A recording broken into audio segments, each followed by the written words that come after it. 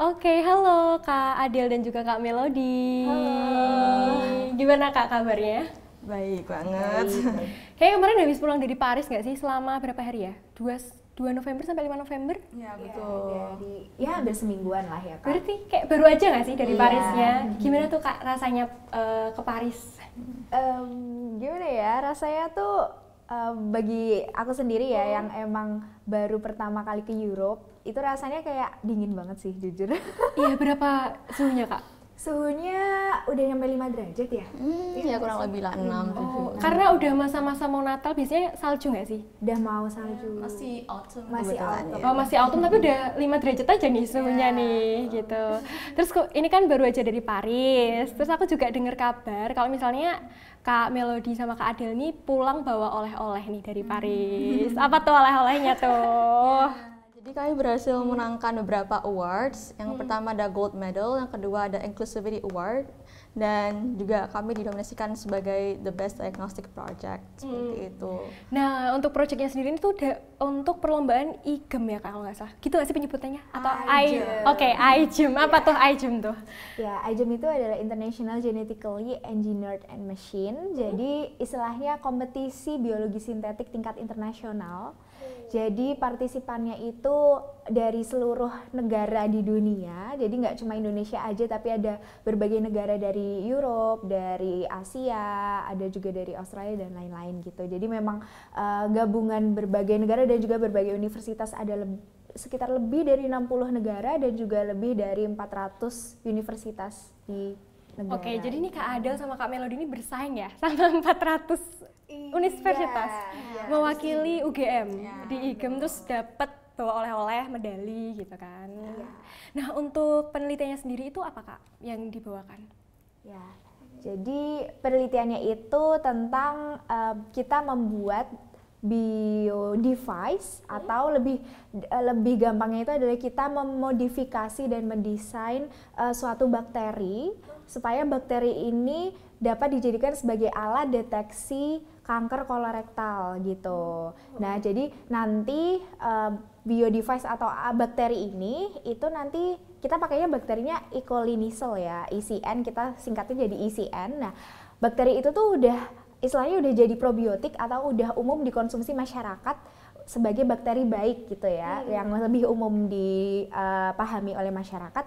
Nah, bakteri baik ini nanti dapat dikonsumsi oleh pasien yang mungkin nanti istilahnya ingin tahu gitu apakah dia terdiagnosis Kanker atau enggak gitu ya? kanker kolorektal atau enggak gitu.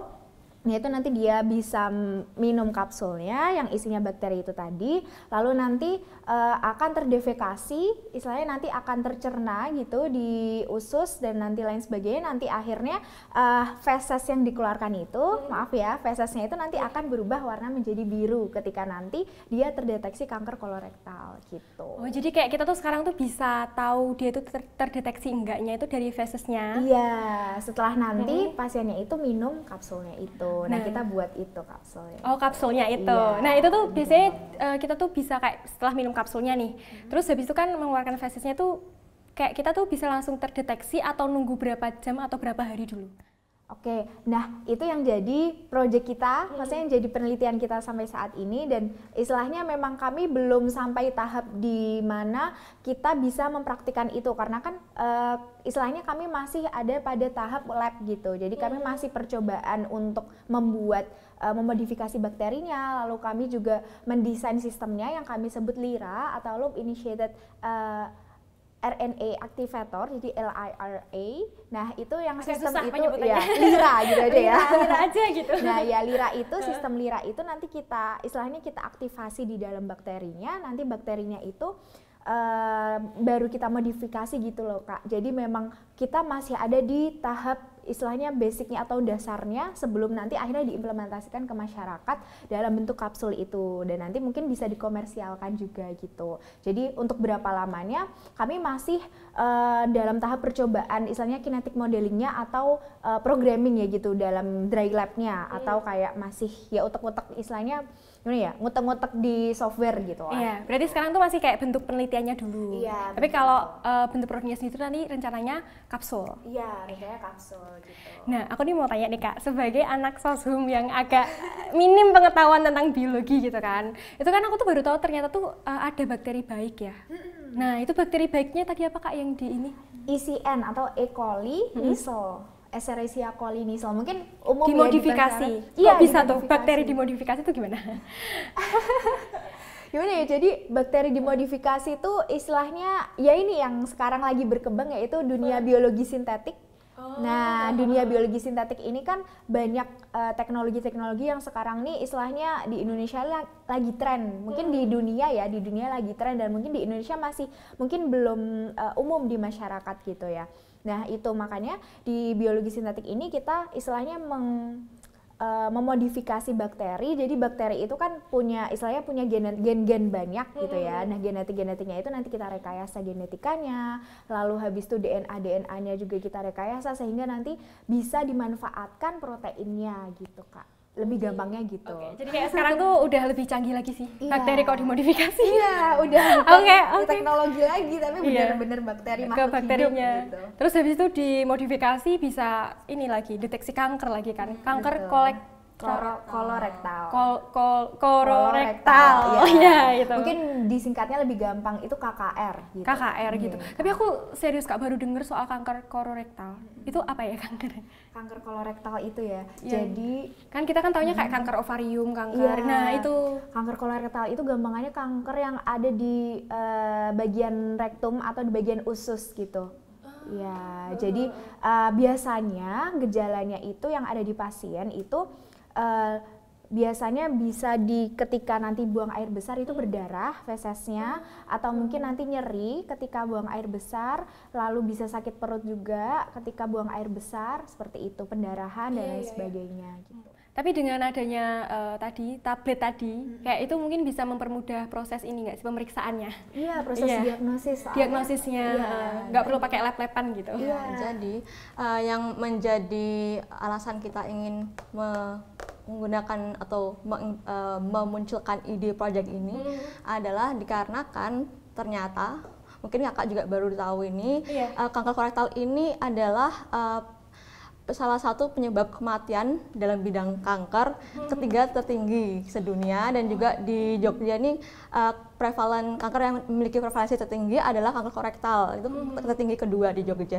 Itu jadi walaupun mungkin tidak terlalu terdengar, tapi sebenarnya seberbahaya itu gitu. Nah, terus kanker kolorektal ini umumnya menyebabkan kematian dikarenakan orang-orang terdiagnosisnya terlalu terlambat gitu. Jadi baru tahu kalau misalkan mereka kena KKR itu setelah udah stage yang udah sangat-sangat parah, stadium-stadium yang sudah sangat tinggi gitu. Nah, oleh karena itu kita mencanangkan ide screening ini. Jadi ini screening itu bukan diagnosis, jadi sebelum diagnosis ada screening dulu. Jadi ini cuma buat memberi early warning gitu. Memberi early warning kalau kamu kemungkinan besar memiliki KKR, jadi kamu harus lanjut ke medical doctor seperti itu untuk didiagnosis apakah benar kamu punya KKR atau tidak gitu. Jadi kayak hasil penelitian ini tuh bisa meminimalisir meninggal nggak sih? Yang terkena kanker tuh kayak terus kayak lebih aware lagi. Kan biasanya tuh kalau kena kanker tuh kita tuh nggak tahu nggak sih Kak? Kayak biasanya tuh kelihatan tuh sehat-sehat aja, tapi ternyata enggak gitu. Wah, keren banget sih untuk penelitian ini gitu. Terus nah ini aku mau tanya soal timnya nih gitu kan. Yang berangkat ke Paris tuh berapa orang sih? Jadi yang berangkat ada 7 dari 16 orang ya. Yang 7 yang berangkat, jadi kan ada beberapa divisi kan ya di tim kami. Yang pertama divisi dry lab atau yang di bagian kayak programming gitu, ada di divisi wet lab yang kayak jadi laboratorium secara langsung, dan juga divisi human practice yang mana ini berfokus kepada gimana sih cara menjembatani antara proyek kita dengan masyarakat. Kemudian juga ada divisi-divisi lainnya, tapi ini khususnya berangkat di divisi ini tambahkan divisi administrasi yang juga nanti merangkap sebagai divisi dokumentasi dan media seperti itu. Jadi yang berangkat ada 7 dari 15 ini. 7 dari 15. Berarti kayak komunitas, ini kan tadi by divisi nih. Berarti kayak satu tim itu banyak orang nggak sih? Berapa orang sih sekitar? 16 ya, banyak juga ya 16-nya gitu. Terus nah untuk harapannya nih Kak, kan ini kan udah nih dapat piagam penghargaan sama menang gold medal gitu kan. Nah harapan buat penelitian ini ke depannya nanti gimana? Oke, jadi harapannya karena penelitian ini kan masih tahapan basic atau masih tahapan awal ya Kak. Jadi memang kami harapannya semoga nanti bisa dikembangkan lagi, dilanjutkan lagi begitu biar nanti kedepannya bisa dikomersialkan dan juga diimplementasikan di masyarakat gitu. Karena kan kemarin juga dari selama kami melakukan proyek kami selama beberapa bulan itu, kami juga selain melakukan penelitian juga ada beberapa interview dan juga diskusi dengan beberapa komunitas, beberapa stakeholders dari berbagai pihak gitu ya.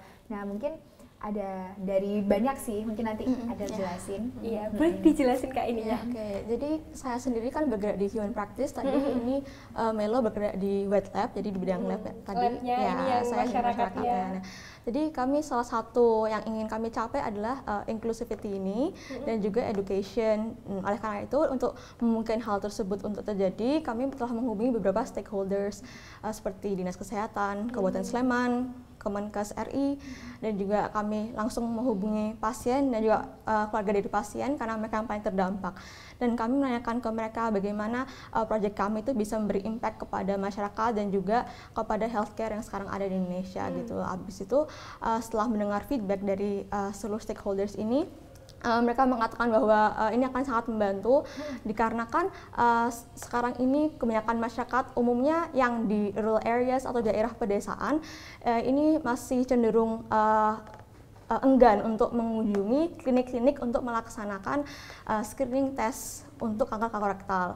Pertama dikarenakan sekarang di puskesmas ini kebanyakan tes screening itu dilaksanakan pada waktu siang hari di mana masyarakat ini perlu mengambil cuti dari kerja. Nah, padahal itu tidak memungkinkan kan karena mereka tetap harus bertahan hidup dengan menghasilkan nafkah gitu. Jadi kepada enggan untuk melaksanakan tes screening ini. Nah, kebanyakan juga apabila menanyakan kepada tangga sebelah akan direkomendasikan untuk malah pergi ke seperti dukun-dukun atau dokter-dokter yang unprofessional ada di desa gitu, sehingga malah waktu udah parah baru oh ya sepertinya saya memang harus ke rumah sakit yang resmi gitu, jadinya terlalu lama. Nah dengan adanya proyek kami ini harapannya masyarakat tersebut bisa langsung membeli kapsul di toko terdekat, di farmasi ataupun di apotek terdekat, tidak harus jauh-jauh ke rumah sakit ataupun harus meluangkan waktu sampai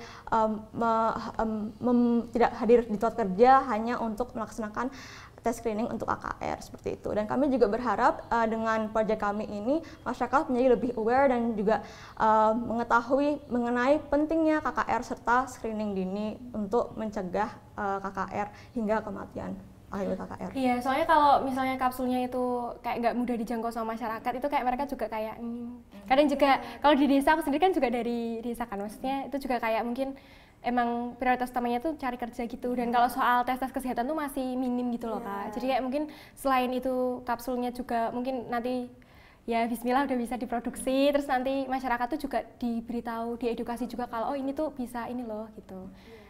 Jadi kayak ya minim lah nanti untuk ini kankernya, dan penanganannya juga lebih cepat kan dari sebelumnya gitu. Oke, nah kemarin kan kami juga dapat award-nya yaitu inclusivity ya. Nah itu ketika kami penjurian atau waktu judging session kemarin itu kami mempertimbangkan untuk istilahnya untuk aspek dari kehalalannya itu. Nah, hal itu mungkin yang membuat terkesan ya oleh jurinya, karena kan juri-jurinya itu datang bukan dari negara Indonesia gitu, tapi dari negara lain dan kebanyakan dari Europe juga gitu. Nah, mereka istilahnya terkesan gitu, amazed gitu sama kita. Wah, ternyata orang-orang ini mempertimbangkan halalnya gitu, yang mana di Indonesia mayoritas, tapi mungkin di dunia adalah minoritas gitu kan orang Muslim begitu.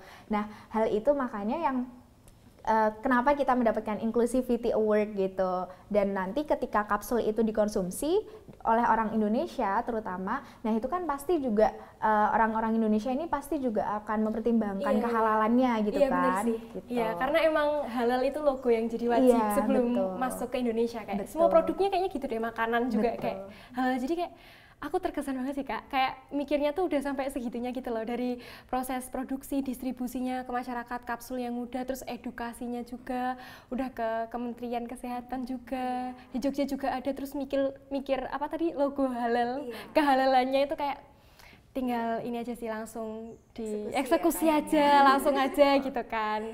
Nah ini kan udah kita nih bahas nih kan tadi dari awal tuh kayak ke Paris tadi gimana, lombanya gimana, terus penelitiannya tuh kayak apa, dampak yang diberikan kepada masyarakat tuh ternyata segede itu dengan penelitian ini gitu kan.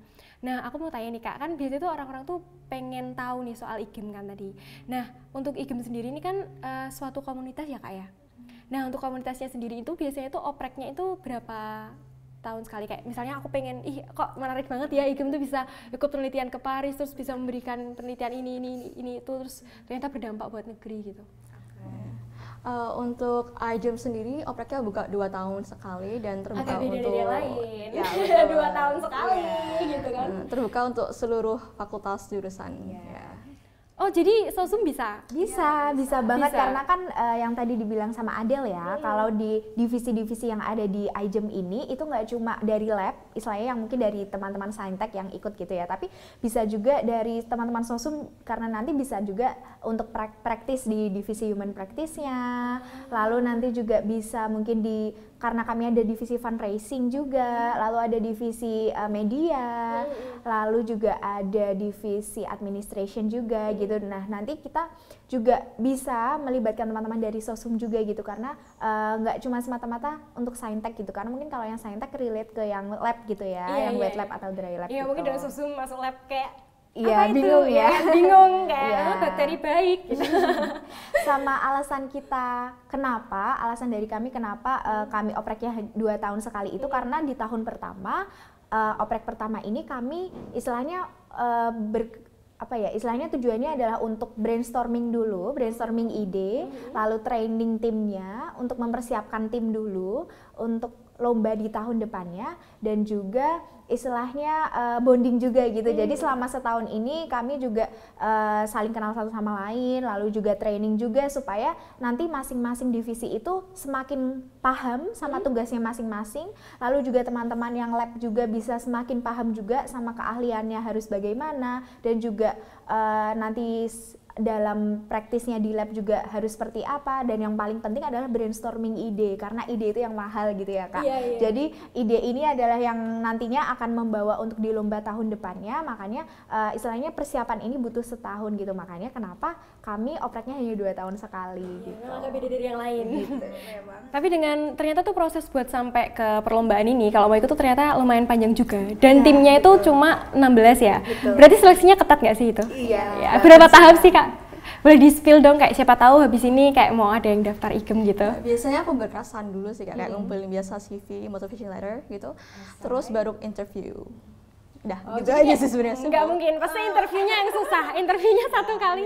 Biasanya sih kayak case studies gitu sih, tergantung dengan divisi yang didaftarkan apa gitu. Tergantung sama divisinya yang didaftarkan apa. Jadi mungkin syarat-syaratnya yang wajib apa? Kayak mungkin yang harus ada di CV gitu.